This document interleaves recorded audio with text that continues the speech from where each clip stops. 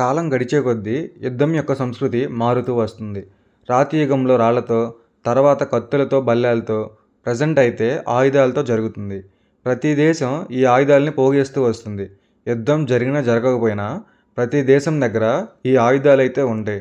అలాగే ఇండియా దగ్గర ఎటువంటి ఆయుధాలు ఉన్నాయో ఈ వీడియోలో చూద్దాం. ఒకప్పుడు యుద్ధాల్లో భూమి లేదా నీటి మీద నుంచి చేసేవాళ్ళు. కానీ ఇప్పుడు భూమి మీద నుంచి, నీటి మీద నుంచి, అలాగే ఆకాశం నుంచి, నీటి కింద నుంచి కూడా యుద్ధం చేస్తున్నారు. అందుకని అప్పటితో పోల్చుకుంటే ఇప్పటి ఆయుధాలు చాలా భిన్నంగా ఉంటాయి. అలాగే ఆయుధాలు సమకూర్చే టైంలో కూడా ప్రతి ప్లేస్ నుంచి యుద్ధం చేసేలా ఆయుధాలను అయితే తయారు చేస్తున్నారు. ఇండియా దగ్గర చాలా ఆయుధాలు అయితే ఉన్నాయి. అవి వేరే దేశాల నుంచి దిగుమతి చేసుకున్నవి కావచ్చు, లేదా మేడ్ ఇన్ ఇండియా కావచ్చు. వాటిలో firearms, artillery, missiles, tanks and armour vehicles, aircrafts and helicopters, navy ships and submarines, చివరిగా న్యూక్లియర్ హెడ్స్, ఇలా అన్ని రకాల ఆయుధాలు ఇండియా దగ్గర ఉన్నాయి. టోటల్గా ఎన్ని ఆయుధాలు ఉన్నాయో ఈ వీడియోలో చూద్దాం. ముందుగా స్మాల్ ఆర్మ్స్. ఈ స్మాల్ ఆర్మ్స్లో ముందుగా ఇన్సెస్ అనే ఒక 5.56 యామో కలిగిన గన్స్ని అయితే యూజ్ చేసేవాళ్ళు.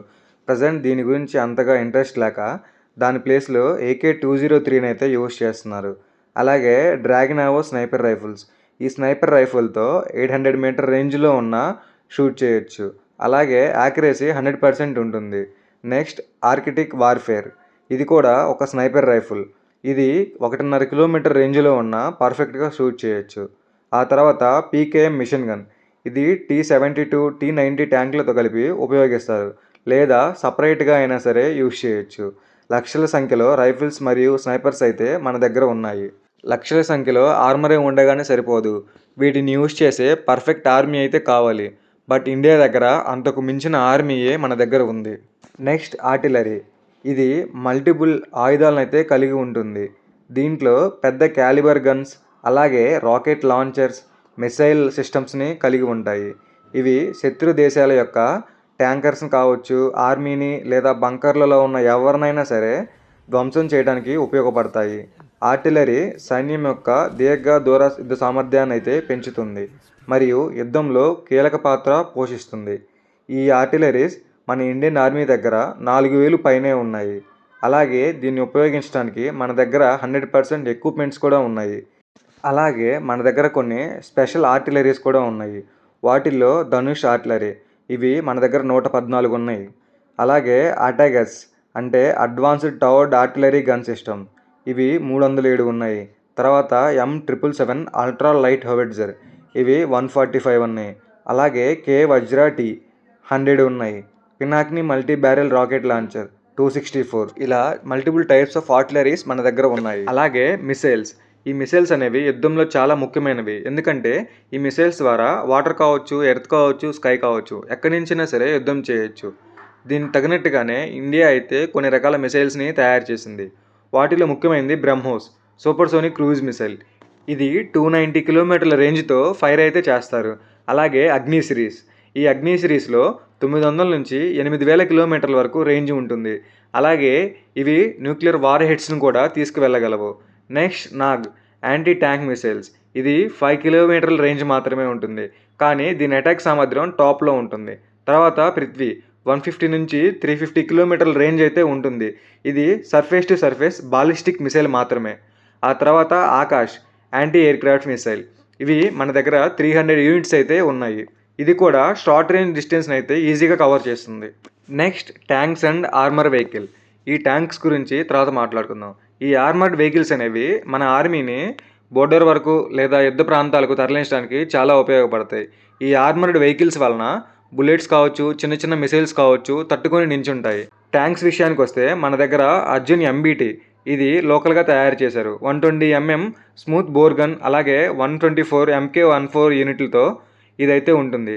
అలాగే T-90 భీష్మ. ఇది మన దగ్గర 2000+ యూనిట్స్ ఉన్నాయి. ఇది రష్యా నుంచి అయితే లైసెన్స్ తీసుకొని తయారు చేశారు. Next T-72. ఇవి మన దగ్గర 2400 కంటే ఎక్కువ యూనిట్లు అయితే ఉన్నాయి. అలాగే ఇవన్నీ అడ్వాన్స్డ్ ట్యాంక్స్. Next BMP-2. ఇవి కూడా 2400 ఇన్ఫాంట్రీ ఫైటింగ్ వెహికల్స్. ఇవి కూడా లోకల్గా అయితే తయారు చేశారు. ఈ ట్యాంక్స్ అన్నిటితో మనం సర్ఫేస్గా మాత్రమే యుద్ధం చేయగలం. ప్రజెంట్ పాకిస్తాన్లో యుద్ధం చేయడానికి ఈ ట్యాంక్స్ అయితే ముఖ్యమైన పాత్ర పోషిస్తాయి. Next air crafts and helicopters. ఈ ఎయిర్ క్రాఫ్ట్స్ అండ్ హెలికాప్టర్స్ చాలా రకాలైతే మన దగ్గర ఉన్నాయి. వీటిలో ముఖ్యమైనది తేజస్. ఇది 4th జనరేషన్‌కి సంబంధించిన ఫైటర్ జెట్. ఇవి మన దగ్గర 120+ ఉన్నాయి. సుఖాయ్ 30 ఇవి మన దగ్గర 300 కన్నా ఎక్కువ యూనిట్లున్నాయి. అలాగే ఈ సుఖాయ్ 30 న్యూక్లియర్ వార్ హెడ్స్‌ని కూడా డెలివరీ చేయగలదు. నెక్స్ట్ మిరాజ్ 2000 ఇవి 50+ యూనిట్స్ ఉన్నాయి. అలాగే ఇవి కూడా న్యూక్లియర్ స్ట్రైక్స్ అయితే చేస్తాయి.